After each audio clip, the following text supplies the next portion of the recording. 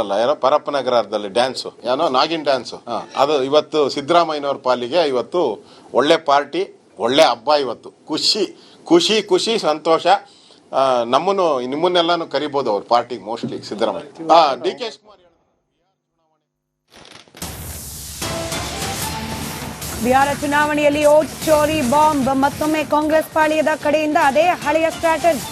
65 ಲಕ್ಷ ಮತದಾರರನ್ನು ತೆಗೆದು ಅದ್ಭುತ ಸಾಧನೆ ಮಾಡಿದೆ ಆರ್ಎಸ್ಎಸ್ ಘಟಕವಾಗಿ. ಎಲೆಕ್ಷನ್ ಕಮಿಷನ್ ಕೆಲಸ ಮಾಡ್ತಿದೆ. ಬೆಂಗಳೂರಿನಲ್ಲಿ ಬಿಕೆ ಹರಿಪ್ರಸಾದ್ ವಾಗ್ದಾಳಿ. ಕಾಂಗ್ರೆಸ್ ಪಕ್ಷಕ್ಕೆ ಹೀಗೆ ಗಾಳಿಯಲ್ಲಿ ಗುಂಡು ಹೊಡೆಯೋದು, ಹಾಗೆ ಮಾಧ್ಯಮಗಳ ಮುಂದೆ ವಾಗ್ದಾಳಿ ನಡೆಸೋದು, ಇದನ್ನು ಬಿಟ್ಟರೆ ಬಿಹಾರದಲ್ಲಿ ಬೇರೆ ಆಪ್ಷನ್ ಉಳಿದಿಲ್ಲ.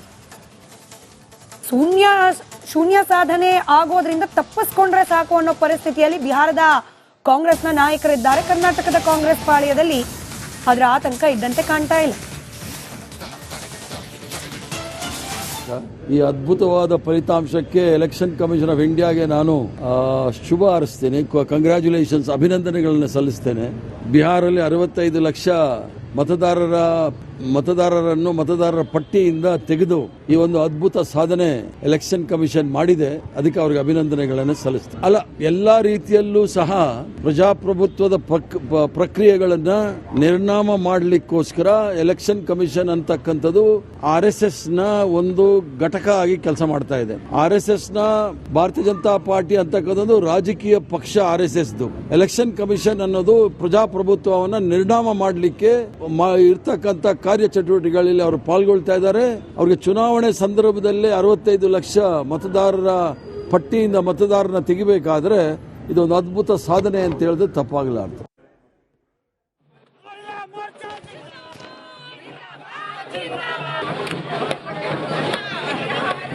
ಇದೇ ಸ್ಟ್ರಾಟಜಿಯನ್ನ ರಾಹುಲ್ ಗಾಂಧಿ ಕೂಡ ಬಿಹಾರದ ಚುನಾವಣಾ ಅಖಾಡದಲ್ಲಿ ಪ್ರಯೋಗ ಮಾಡಲಿಕ್ಕೆ ಪ್ರಯತ್ನ ಪಟ್ಟು ಕೈ ಸುಟ್ಟುಕೊಂಡಿದ್ದಾರೆ.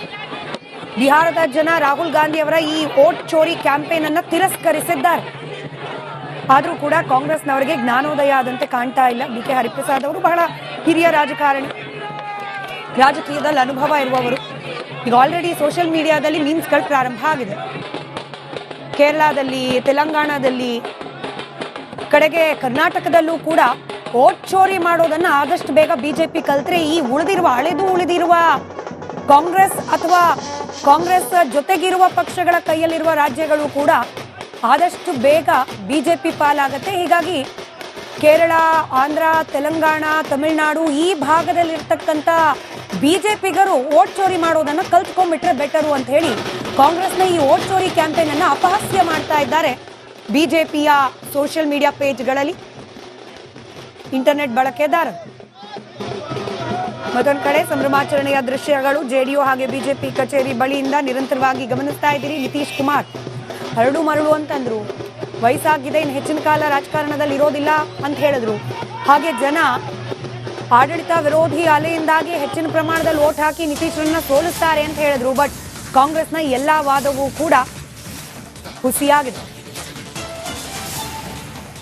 ತೀರಾ ಅಸಾಧ್ಯ ಅನ್ನುವಂಥ ರೀತಿಯಲ್ಲಿ ಗ್ಯಾರಂಟಿಗಳನ್ನ ಘೋಷಣೆ ಮಾಡಿದ್ರು.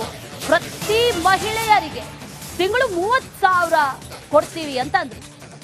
ಇಸ್ ಇಟ್ ಪಾಸಿಬಲ್ ಅನ್ನುವಂಥ ರೀತಿಯಲ್ಲಿ ಸಾಕಷ್ಟು ಪ್ರಶ್ನೆಗಳು ಬಂದ್ವು. ಕೇಳೋದಕ್ಕಷ್ಟೇ ಈ ಗ್ಯಾರಂಟಿಗಳು ಬಹಳ ಹಿತ ಅನ್ಸಿದ್ರು ಕೂಡ ಯಾವುದು ಕೂಡ ಸತ್ಯಕ್ಕೂ ದೂರವಾಗಿರೋದು, ಸಾಧ್ಯತೆಗೂ ಬಹಳ ದೂರವಾಗಿರೋದು ಅನ್ನೋದನ್ನ ಮತದಾರರು ಅರಿತಿದ್ದಾರೆ. ನಿತೀಶ್ ಸ್ವಚ್ಛ ಆಡಳಿತಕ್ಕೆ ಜೈ ಅಂದಿದ್ದಾರೆ ಮತದಾರರು. ಈ ಗ್ಯಾರಂಟಿ ಗುದ್ದಾಟದಲ್ಲಿ ಬಿಹಾರವನ್ನ ಕಳೆದುಕೊಂಡಿದೆ ಮಹಾಗಠಬಂಧನ್. ಮಹಿಳೆಯರಿಗೆ ಪ್ರತಿ ತಿಂಗಳು 30,000 ಘೋಷಣೆಯನ್ನ ಮಾಡಿದ್ರು. 2,000 ಕೊಡ್ತೀನಿ ಅಂತ ಘೋಷಣೆ ಮಾಡಿರುವಂತಹ ಕಾಂಗ್ರೆಸ್ ಕರ್ನಾಟಕದಲ್ಲಿ ಪರದಾಡ್ತಾ ಇದೆ. ಇಲ್ಲಿನ ನೈಜತೆಯನ್ನ ಅರಿತಿರುವಂತಹ ಮತದಾರರು 30,000 ಕೊಡೋದಕ್ಕೆ ಹೇಗೆ ಸಾಧ್ಯ, ಆರ್ಥಿಕತೆಯ ಕಥೆ ಏನು, ಇದೆಲ್ಲ ಪ್ರಶ್ನೆಗಳನ್ನ ಮಾಡಿದ್ರು. ಇನ್ನು ಜೈಲಲ್ಲಿ ಇದ್ದುಕೊಂಡೇ ಗೆಲುವು ಸಾಧಿಸಿದ್ದಾರೆ ಜೆಡಿಯು ಅಭ್ಯರ್ಥಿ. ಬರೋಬ್ಬರಿ 26,000 ಮತಗಳಿಂದ ಗೆದ್ದಿದ್ದಾರೆ ಆನಂದ್ ಸಿಂಗ್. ಬಿಹಾರದ ಮೊಕಾಮ ಕ್ಷೇತ್ರ ಬಹಳ ಇಂಟ್ರೆಸ್ಟಿಂಗ್ ಇತ್ತು. ಈ ಕ್ಷೇತ್ರ ಏನಾಗುತ್ತೆ ಅಂತ ಜೈಲಲ್ಲೇ ಇದ್ದಾರೆ, ಅಲ್ಲಿಂದಾನೇ ಸ್ಪರ್ಧೆ ಮಾಡಿರೋದು. ಬರೋಬ್ಬರಿ 26,000 ಮತಗಳಿಂದ ಆನಂದ್ ಸಿಂಗ್ ಗೆದ್ದಿದ್ದಾರೆ. ಮೊಕಾಮ ಕ್ಷೇತ್ರದಿಂದ ಆನಂದ್ ಸಿಂಗ್ ಪ್ರಚಂಡ ಗೆಲುವು. ಬಹಳ ಕ್ಯೂರಿಯಾಸಿಟಿಗೆ ಕಾರಣ ಆದಂತಹ ಕ್ಷೇತ್ರ ಇದು. ಅನಂತ್ ಸಿಂಗ್ ಅವರ ಕ್ಷೇತ್ರ. ಘಟಾನುಘಟಿಗಳ ಸ್ಪರ್ಧೆ, ಯಾರು ಗೆಲ್ತಾರೆ ಅನ್ನುವಂತ ಕುತೂಹಲ ಬಹಳ ಇದ್ದಂತಹ ಕ್ಷೇತ್ರ. ಆ ಕ್ಷೇತ್ರದಲ್ಲಿ ಈಗ ಗೆಲುವು ಅನ್ನುವಂತ ಮಾಹಿತಿ ಸದ್ಯಕ್ಕೆ ಲಭ್ಯ ಆಗ್ತಾ ಇದೆ. ಮತ್ತೊಂದು ಕಡೆಯಲ್ಲಿ ಇಡೀ ದೇಶದಾದ್ಯಂತ ಸಂಭ್ರಮಾಚರಣೆ. ಬಿಜೆಪಿ ಕಚೇರಿಗಳ ಮುಂಭಾಗದಲ್ಲಿ ಆಗಿರ್ಬೋದು ಅಥವಾ ಕಾರ್ಯಕರ್ತರಾಗಿರ್ಬೋದು, ಬಿಹಾರದಲ್ಲಾಗಿರ್ಬೋದು, ಎಲ್ಲಾ ಕಡೆಗಳಲ್ಲೂ ಸಂಭ್ರಮಾಚರಣೆ ಈಗ ಮನೆ ಮಾಡಿದೆ. ಮತ್ತೊಂದು ಕಡೆಯಲ್ಲಿ ಸೋಲು ಗೆಲುವಿನ ಲೆಕ್ಕಾಚಾರದಲ್ಲಿ ಮಹಾಗಠಬಂಧನ್ ನಾಯಕರು ತೊಡಗಿದ್ದಾರೆ. ಎಲ್ಲಿ ಎಡವಿದ್ವಿ, ಯಾವ್ದೆಲ್ಲ ಫೇಲ್ಯೂರ್ ಆಯ್ತು, ಯಾವ್ದೆಲ್ಲ ವರ್ಕೌಟ್ ಆಗಿಲ್ಲ, ಇದ್ದಂತ ಸ್ಥಾನಗಳನ್ನು ಕೂಡ ಕಳೆದುಕೊಳ್ಳೋದಕ್ಕೆ ಕಾರಣ ಏನು ಅನ್ನುವಂತ ನಿಟ್ಟಿನಲ್ಲೂ ಕೂಡ ಒಂದಷ್ಟು ಸೋಲು ಗೆಲುವಿನ ಲೆಕ್ಕಾಚಾರಗಳು ಈಗ ನಡೀತಾ ಇದೆ.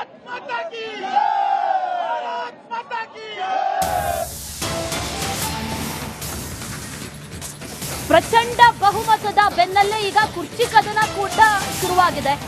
ಶೀಘ್ರವೇ ನೂತನ ಸಿಎಂ ಆಯ್ಕೆ ಅಂತ ಹೇಳಿದ್ದಾರೆ ಬಿಜೆಪಿ ನಾಯಕರು. ಬಿಜೆಪಿ ನಾಯಕರಿಗೆ ಜೆಡಿಯು ಮುಖಂಡರು ತಿರುಗೇಟನ್ನ ಕೂಡ ಕೊಟ್ಟಿದ್ದಾರೆ. ನಿತೀಶ್ ಸಾರಥ್ಯದಲ್ಲೇ ಎನ್ಡಿಎಗೆ ದಿಗ್ವಿಜಯ, ಹಾಗಾಗಿ ನಿತೀಶ್ ಅವರನ್ನೇ ಸಿಎಂ ಆಗಿ ಆಯ್ಕೆ ಮಾಡಬೇಕು ಅನ್ನುವಂತ ನಿಟ್ಟಿನಲ್ಲೂ ಕೂಡ ಧ್ವನಿ ಕೇಳಿ ಬರ್ತಾ ಇದೆ. ಕುರ್ಚಿ ಫೈಟ್ ನಡೀತಾ ಇದೆ. ಗೆಲುವಿನ ನಂತರದಲ್ಲಿ ಸಿಎಂ ಯಾರು ಹಾಗಾದ್ರೆ ಅನ್ನುವಂತ ಪ್ರಶ್ನೆ. ಸಿಎಂ ಅಭ್ಯರ್ಥಿ ಘೋಷಣೆ ಮಾಡದೇ ಇದ್ರೂ ಕೂಡ ಮುಂದಿನ ಸಿಎಂ ಆಯ್ಕೆಯ ಕಸರತ್ತು ಈಗ ಚುರುಕಾಗಿದೆ. ನಿತೀಶ್ ನಿವಾಸದಲ್ಲಿ ಹಿರಿಯ ನಾಯಕರು ಮಹತ್ವದ ಮೀಟಿಂಗ್ ಅನ್ನ ನಡೆಸ್ತಾ ಇದ್ದಾರೆ ಅನ್ನುವಂತ ಮಾಹಿತಿ ಇದೆ. ಈ ಕಡೆಯಿಂದ ಜೆಡಿಯು ನಾಯಕರೆಲ್ಲರೂ ಕೂಡ ಮುಂದಿನ ಸಿಎಂ ನಿತೀಶ್ ಅನ್ನುವಂತ ನಿಟ್ಟಿನಲ್ಲಿ ಘೋಷಣೆಗಳನ್ನ ಕೂಡ ಮಾಡಿದ್ರು. ಆಗ್ಲೇ ಮಾತಾಡ್ತಾ ಕೂಡ ಹೇಳ್ತಾ ಇದ್ರು. ಇದೆಲ್ಲವೂ ಕೂಡ ಒಂದು ಕಡೆ ಆದ್ರೆ ಮತ್ತೊಂದು ಕಡೆಯಲ್ಲಿ ಮುಂದಿನ ಸಿಎಂ ಯಾರು ಅನ್ನುವಂತ ಆಯ್ಕೆಯ ಕಸರತ್ತು ಈಗ ನಡೀತಾ ಇರೋದು. ಚುನಾವಣೆಯ ಪೂರ್ವದಲ್ಲಿ ಒಂದು ಲೆಕ್ಕ, ಆ ನಂತರದಲ್ಲಿ ಮತ್ತೊಂದು ಲೆಕ್ಕ. ನಂಬರ್ಸ್ ಈಗ ಬದಲಾಗಿದೆ. ಈಗ ಆಯ್ಕೆ ಹೇಗಿರುತ್ತೆ ಅನ್ನುವಂತ ಪ್ರಶ್ನೆ. ನಿತೀಶ್ ನಿವಾಸದಲ್ಲಿ ಹಿರಿಯ ನಾಯಕರು ಈಗ ಮಹತ್ವದ ಮೀಟಿಂಗ್ ಕೂಡ ನಡೆಸ್ತಾ ಇದ್ದಾರೆ. ಏನಾಗುತ್ತೆ ಅನ್ನುವಂತ ಕುತೂಹಲ ಅಂತೂ ಇದ್ದೇ ಇದೆ. ಆದ್ರೆ ಸಿಎಂ ಯಾರಾಗ್ತಾರೆ ಅನ್ನುವಂಥ ಪ್ರಶ್ನೆ, ಅದನ್ನ ಯಾವ ರೀತಿಯಾಗಿ ಬಗೆಹರಿಸಿಕೊಳ್ತಾರೆ ಅನ್ನುವಂಥ ಕುತೂಹಲ ಕೂಡ ಸದ್ಯಕ್ಕಿದೆ. ನಿತೀಶ್ ಕುಮಾರ್ ಮುಂದುವರಿತಾರಾ ಅಥವಾ ಒಂದು ರೀತಿಯಲ್ಲಿ ಸರ್ಪ್ರೈಸಿಂಗ್ ಆಗಿ ಯಾರನ್ನಾದ್ರೂ ಘೋಷಣೆ ಮಾಡುವಂತ ಸಾಧ್ಯತೆಗಳು ಇದೆಯಾ ಅನ್ನುವಂಥ ಒಂದಷ್ಟು ಪ್ರಶ್ನೆಗಳಿದೆ. ಆದ್ರೆ ಅಂತ ಪ್ರಶ್ನೆಗಳನ್ನ ತಳ್ಳಿ ಹಾಕುವಂತಿಲ್ಲ. ಯಾಕಂದ್ರೆ ಈ ಬಾರಿ ಬಿಜೆಪಿ ಕೂಡ ಬಿಹಾರದಲ್ಲಿ ಮಾಡಿರುವಂತಹ ಆ ಸಾಧನೆಯನ್ನ ಗಮನಿಸಿದ್ರೆ ಒಂದಷ್ಟು ಬದಲಾವಣೆಗಳು ಆಗುವಂತ ನಿರೀಕ್ಷೆಗಳನ್ನ ಇಟ್ಕೊಳ್ಬಹುದು ಅಂತ ಹೇಳಲಾಗ್ತಾ ಇದೆ. ಆದ್ರೆ ಅಂಥದ್ದೊಂದು ಸಾಹಸಕ್ಕೆ ಕೈ ಹಾಕ್ತಾರಾ ಅನ್ನೋ ಪ್ರಶ್ನೆಗಳು ಕೂಡ ಇದೆ. ಆ ರೀತಿ ಆಗೋದು ಬಹಳ ಕಷ್ಟ ಸಾಧ್ಯ. ಯಾಕಂದ್ರೆ ಈ ಹಿಂದೆಯೂ ಕೂಡ ಒಂದಷ್ಟು ಬಿಕ್ಕಟ್ಟು ಕಾಣಿಸ್ಕೊಂಡಂತಹ ಸಂದರ್ಭದಲ್ಲಿ ನಿತೀಶ್ ಕುಮಾರ್ ಎನ್ಡಿಎ ಮೈತ್ರಿಕೂಟವನ್ನ ತ್ಯಜಿಸಿ ಹೊರಗೆ ಬಂದು ಸರ್ಕಾರವನ್ನ ರಚನೆ ಮಾಡಿದ್ರು. ಹಾಗಾಗಿ ಆ ರೀತಿ ಏನಾದರೂ ಸಾಹಸಕ್ಕೆ ಕೈ ಹಾಕೋದು ಬಹಳ ದೂರದ ಮಾತು ಅನ್ನುವಂಥ ವಿಚಾರ. ಅದರ ಜೊತೆಯಲ್ಲಿ ಈಗ ಸದ್ಯಕ್ಕಂತೂ ಸಿಎಂ ಯಾರು ಅನ್ನುವಂಥ ನಿಟ್ಟಿನಲ್ಲಿ ಒಂದಷ್ಟು ಚರ್ಚೆಗಳಾಗ್ತಾ ಇದೆ. ಮಹತ್ವದ ಮೀಟಿಂಗ್ ಕೂಡ ನಿತೀಶ್ ಕುಮಾರ್ ಅವರ ನಿವಾಸದಲ್ಲಿ ನಡೀತಾ ಇದೆ ಅನ್ನುವಂಥ ಮಾಹಿತಿ ಸದ್ಯಕ್ಕಿದೆ. ಬಿಹಾರದಲ್ಲಿರುವಂತಹ ಮಹಿಳೆಯರು ಬಹಳ ಸಂಭ್ರಮ ಪಡ್ತಾ ಇರೋದನ್ನ ಗಮನಿಸ್ತಾ ಇದ್ದೀವಿ. ಖುಷಿ ಪಡ್ತಾ ಇದ್ದಾರೆ. ಮಹಿಳೆಯರಿಗೆ ಸ್ವಾವಲಂಬನೆಗಾಗಿ, ಸ್ವ ಉದ್ಯೋಗಕ್ಕಾಗಿ 10,000 ರೂಪಾಯಿಯನ್ನ ಘೋಷಣೆ ಮಾಡಿದ್ರು. ಆ ನಿಟ್ಟಿನಲ್ಲಿ ಮಹಿಳೆಯರ ಅಭೂತಪೂರ್ವ ಬೆಂಬಲ ಸಿಕ್ತು. +7% ವೋಟ್ ಶೇರ್ ಕೂಡ ಸಿಕ್ತು. ಗೆಲುವಿಗೆ ಸಹಾಯ ಆಗೋದಕ್ಕೆ ಒಂದು ಅಂಶ ಈ ಮಹಿಳೆಯರ ಮತಗಳು ಕೂಡ. ಬಿಹಾರದಲ್ಲಿ ಐತಿಹಾಸಿಕ ಗೆಲುವಿಗೆ ಅಮಿತ್ ಶಾ ಮೊದಲ ಪ್ರತಿಕ್ರಿಯೆಯನ್ನ ನೀಡಿದ್ದಾರೆ. ಎನ್ಡಿಎ ಗೆಲುವನ್ನ ಕೊಂಡಾಡಿದ್ದಾರೆ ಕೇಂದ್ರ ಗೃಹ ಸಚಿವ ಅಮಿತ್ ಶಾ. ಪಕ್ಷದ ಮೇಲೆ ನಂಬಿಕೆ ಇಟ್ಟು ಜನ ವೋಟ್ ಹಾಕಿದ್ದಾರೆ ಅಂತ ಹೇಳಿ ಬಿಹಾರದ ಐತಿಹಾಸಿಕ ಗೆಲುವಿಗೆ ಅಮಿತ್ ಶಾ ಪ್ರತಿಕ್ರಿಯೆಯನ್ನ ನೀಡಿದ್ದಾರೆ. ಬಿಜೆಪಿ ಪಕ್ಷದ್ದು ಕೂಡ ಸಾಧನೆ ಕಳೆದ ಬಾರಿಗಿಂತ ಉತ್ತಮವಾಗಿದೆ. ಎನ್ಡಿಎ ಮೈತ್ರಿಕೂಟವೂ ಕೂಡ ಕಳೆದ ಬಾರಿಗಿಂತ ಹೆಚ್ಚಿನ ಸಂಖ್ಯೆಯಲ್ಲೇನೆ ಮುನ್ನಡೆಯನ್ನ ಈವರೆಗೂ ಕಾಯ್ದುಕೊಂಡಿದೆ. ಹಾಗಾಗಿ ಸಹಜವಾಗಿ ಬಿಜೆಪಿ ಪಕ್ಷಕ್ಕೆ ಸಂಭ್ರಮದ ಕ್ಷಣಗಳು. ಜನರ ತೀರ್ಮಾನ ಜನರ ತೀರ್ಪು ಬಿಜೆಪಿ ಪಾಳ್ಯದಲ್ಲಿ ಸಂಭ್ರಮವನ್ನ ಹೆಚ್ಚಿಸಿದೆ.